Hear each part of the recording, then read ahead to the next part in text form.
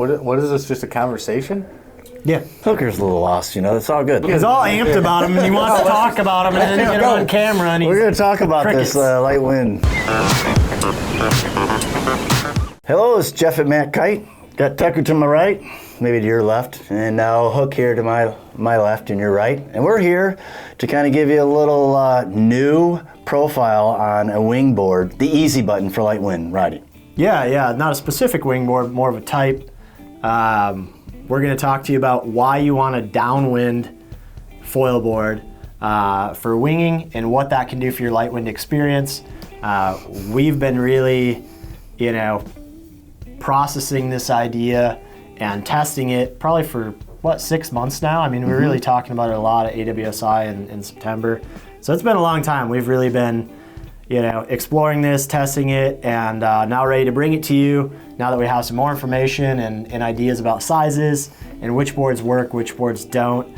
And thankfully now a lot of our brands are offering something, whereas 6 months ago, your only option was custom, really. So. And you, the customer, have kind of asked for this. Those of you that have been winging a little bit and want to start to get more time on the water. So that's a lot of what some of this is generated from. How can we maximize time on the water? We've done reviews on the best light wind wings you can use, the sizes, getting a large one.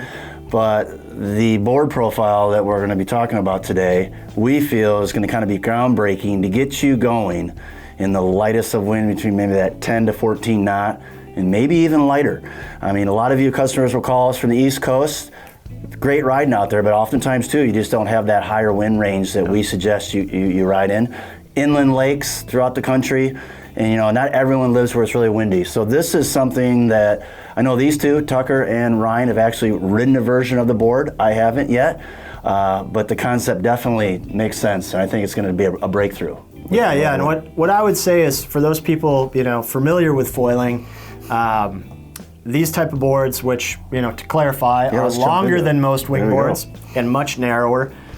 So like a common dimension for like 100-liter board, which is kind of what we've been riding a lot, is around 7 feet plus or minus a few inches, is around 20 inches wide plus or minus a few inches.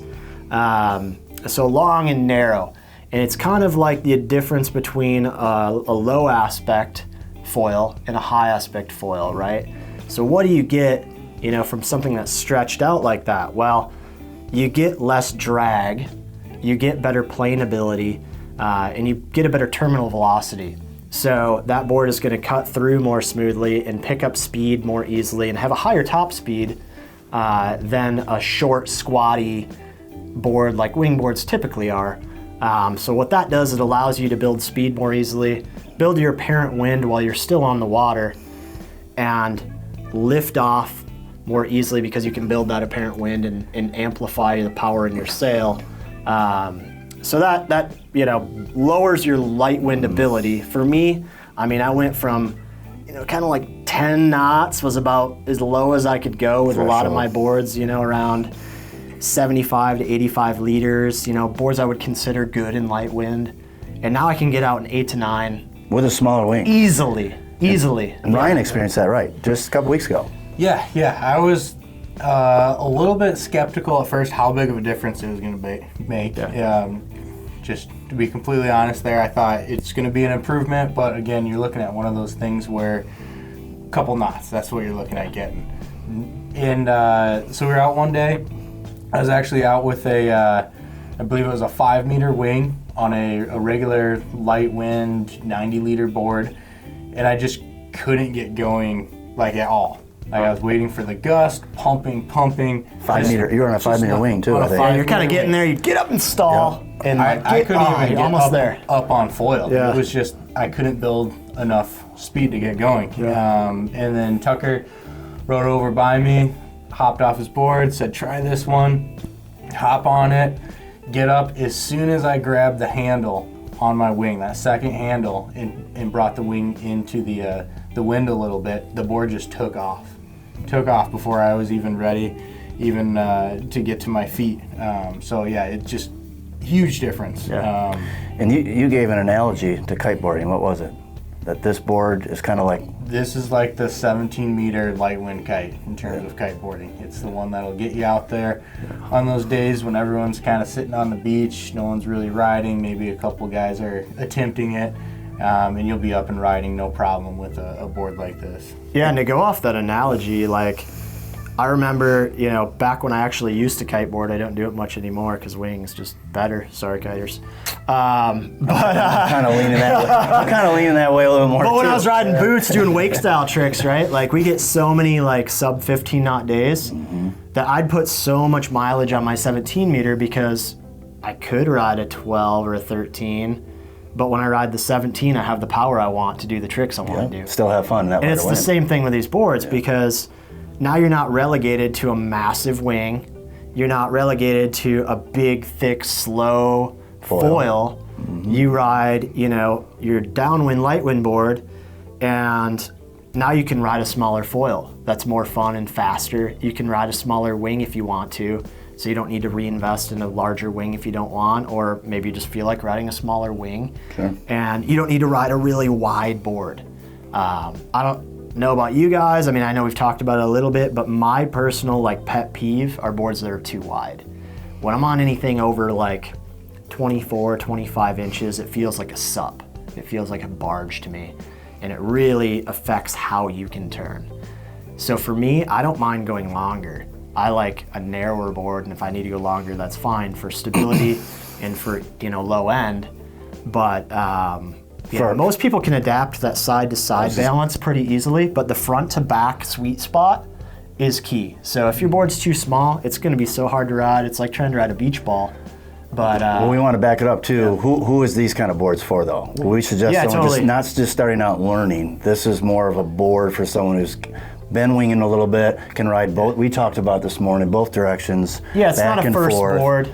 Yeah. If you've had some experience, if you're up and riding confidently, I would say you're ready for this style of board. Not that you're not going to have a little challenge and need to adapt to the new style of board, but you could definitely do it. But what I would also say is you're going to ride these in a larger volume than you're used to. So, all three of us, we're kind of in a similar range. Boards between 50 and 85 liters is kind of our go-to for everyday riding. Split the middle, kind of 70 liters is sort of a favorite size for all of us. I would agree with that, 70, 75. But we're all really liking boards in that kind of 90 to 100 liter range for these downwind boards. So, easy button answer. Add 20 liters or so to what you're normally riding. That makes sense, because we've sold a couple of these to our customers that that's 180, 190 range, and they're looking at 110 liter. Yeah. And then we've got one in the shop that we're going to try that's a 90 liter. Yep. And it's less about the literage at this point. It's more about the length and the width. You can ride a much smaller board literage-wise when you're winging because you don't need to stand on the thing and balance. You get moving first. But it's more about picking a width that you're comfortable with and a length that's going to allow you the light wind ability you want to do. Because if you get a 6-foot board at 17 inches wide, that's cool and all, but you're really not going to have much advantage on the light wind side of things. And I haven't had a chance to ride one of these boards yet, but both of you would agreed that your foot stance is definitely going to be taking a bigger part of the width of the board towards the edges of the I would board say and it's middle. going to depend on the foil you're riding. In light winds, especially extreme light winds, chances are you're riding something with a bigger span. Especially with a board like this, high aspect is sort of the key. You won't really want to get on a board like this with a squatty, thick. Lower aspect. Yeah, you just don't need to. A lot of drag. You're creating a lot of speed on the surface that you don't need. So most people are going to utilize smaller foils and higher aspect foils with these kinds of boards because you can really take advantage of that wider speed range. Well, what's the width? Kind of the ranges, the widths that we're looking at in these boards? It depends on the volume, but I would say between 18 and 23 inches roughly, So just depending on the model. Considerably narrower than the traditional boards. Yeah, They're than more wing 20, boards. 5, 26, 27, 28. Yeah, So- I'd say average these boards around 20 to 21 inches, sort of. That's sort of the middle point between this model and that model, and this size and that size. That's sort of the kind of core of the sizes in terms of width, but. So it's kind of exciting. to Really be able exciting. To find a board that's going to get more riders out on the water in that lighter wind area. And I think, Ryan, you said it well, the board speed is the key. In the light wind, when you're trying to get going, you're pumping, and you're just pushing water, it just can be a struggle. Yeah. Whereas this board, it's kind of got that laser, it's going to get up to that speed as if there was more wind. Yeah, the board is going to be so efficient. I look at it like get up. steps, right? Like with a short squatty board or a board that's too small, you take a step forward, you accelerate, you go to reload your wing to pump again, you decelerate. Accelerate, decelerate, accelerate, decelerate. So you never get to that second step.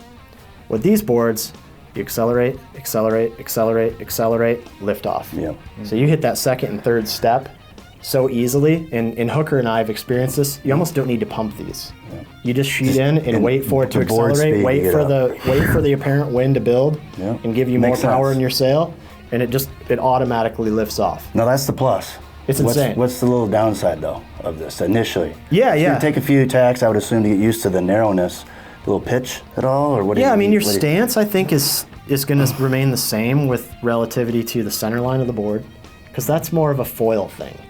You know, whether you're on a 28-inch wide board or a 20-inch wide board, you know, really the thing that determines Stability? your offset from center is the wingspan of your foil. In my experience, anyway, there's more real estate on the board, so I think, you know, if you haven't found that mast position yet, or you haven't found that stance position yet, it can be harder to find your sweet spot because there's no straps in most of these boards. And you spoke to that a So little bit. You once you experienced it. find that area, what I would say is make a little mark where you like your mast.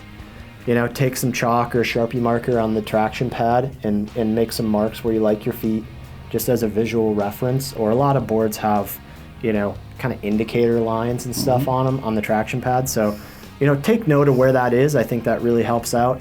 But it's going to take a minute to figure it out. Like anytime you buy a new board, you know, you're going to need to reestablish Adjust a little all bit. of those. When you spoke to that a situations. little bit, and your first experience with it, getting up and finding that spot. Yeah, you're a little too far back the first time you got up on it. Yeah. It's like hopping on any board for the first time. You gotta figure out where you want your foil to be, where you want your feet to be. It doesn't take too much to adjust to it at all. And one thing that's cool, and one thing that kind of had me a little bit skeptical of these long boards when I first started looking at them was that they are long boards. I started way back around when Tucker started, and everyone was starting on stand-up paddle boards, and experienced getting up on a stand-up paddle board and winging that. So in my mind, I was like, it's not sure that it's going to be that fun. Gonna be a dog. But the thing is, it's so narrow that helps. But then also, you're standing on it towards the center of the board. So you might have, I mean, most of these boards are 6.5 to 8 feet long, somewhere in there. But it's not traditional length out in front of your feet like most other boards would be. You're up a good ways in front of the back of the board. Yeah, it's split between your front and your back. You're not feet, wheeling so you it. don't really watch it. And they're incredibly light too. They're really paying attention to how the weight of these boards is coming out at the end product, because you know a lot of those bigger sups, they're monstrous noses, you know, and a cheaper construction. They might have been 20, 22 pounds. Most of these boards are around 14, 15 pounds. You know, so they're a lot less weight to swing around. Like you said, you know, you're navigating from more the middle of the board, so there's not a lot really to swing around. I mean, you sometimes need to watch your tail when you're pumping so you don't tap it down. But you know, they release so cleanly, it's hard to even tell when that happens. So Well, I'm excited. I'm excited to get I'm one. amped, dude. I have not been on one yet. Midwest in the summer, Exactly. lots of light wind. We're going to be riding a lot So more. it's really about, like we said, the easy button to the light wind riding. Hope, you know, this breakthrough technology. We're gonna probably do some reviews, like get maybe some verses, get on some of get some these, comparisons, give yeah. you a little more on-water experience. As I said, I haven't ridden them. They've done a little bit more than I have in that. But we wanted to kind of just let you know what's coming down the pipe, get you out on that water, get more ride time. Yeah. So Start again, collecting those cans. That's right. Save So- some of that dinner money. You know, maybe leave the second drink with the bartender. Speaking of that, put the money in the pocket. there is a price tag with these boards. I mean, there's a lot of you know, obviously R&D and materials and lightweight and Yeah, there's not a lot of quantity to scale yet, No. and they're pretty much every board we're offering is a high quality carbon construction. So you can look to pay around $2,000 and a little bit more. But more time on the water. It's worth every penny. That's right there. It's cheaper than therapy. That's for sure. Well, we're excited about it. We're hoping to get some more time on these boards, and we'll give you some more reviews down the road. This has been Jeff from Matt Kite. Ryan? And Tucker. And we're here to help you out again. Hit us up with email or chats, or go to our YouTube channel, and we're here to help you out. Yeah, call for availability, because these things are going to be hot this year. And we'll be hot. Take care, guys. We'll see you All next time. right.